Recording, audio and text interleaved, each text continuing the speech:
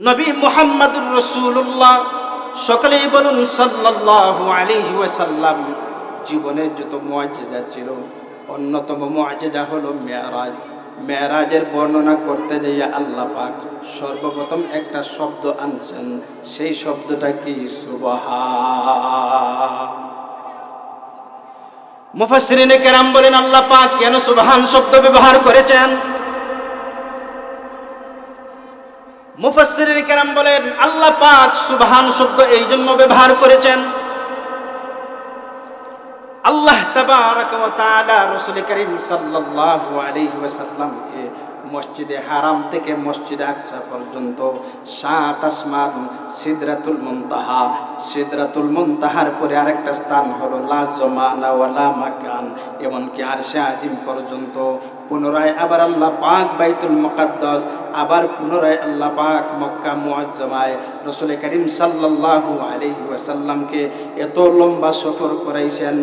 1 বছর নয়, 2 বছর নয়, বরং রাত্রের কিছু অংশে জুড়ে কন্যা সুবহানাল্লাহ। মুহতারাম হাজিরিন, আপনাদের জানা থাকার কথা, মসজিদে হারাম থেকে শুরু করে মসজিদ আকসা পর্যন্ত 1 থেকে 1.5 মাসের রাস্তা, প্রায় 40 দিন। এবং মসজিদে আকসা থেকে শুরু করে প্রথম আসমান, মানুষের মুফাসসিরিনে কেরামদের হিসাব অনুযায়ী প্রথম আসমান দুনিয়া থেকে 500 বছরের দূরত্ব রাস্তা, জুড়ে কন্যা সুবহানাল্লাহ। মসজিদে হারাম থেকে শুরু করে মসজিদে আকসা পর্যন্ত হলো 40 দিনের রাস্তা। দুনিয়া থেকে শুরু করে প্রথম আসমান হলো 500 বছরের রাস্তা।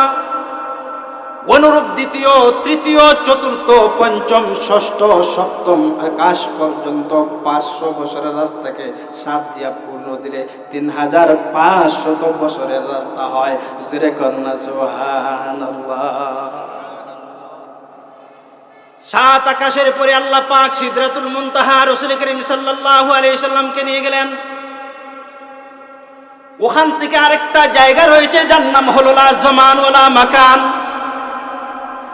দুনিয়ার কোন মানুষের কল্পনা ওই জায়গায়, ওই স্থানে গিয়ে কাজ করে না। শুধু তা নয়, ওখান থেকে আরো অনেক দূর হলো আরশে আজিম। এত লম্বা সফর আল্লাহ পাক রাসূল করিম সাল্লাল্লাহু আলাইহি ওয়াসাল্লামকে লাইলাত, পূর্ণ রাত নয়, রাতের কিছু অংশের মধ্যে সম্পূর্ণ কমপ্লিটলি সফর করিয়ে দিয়েছে।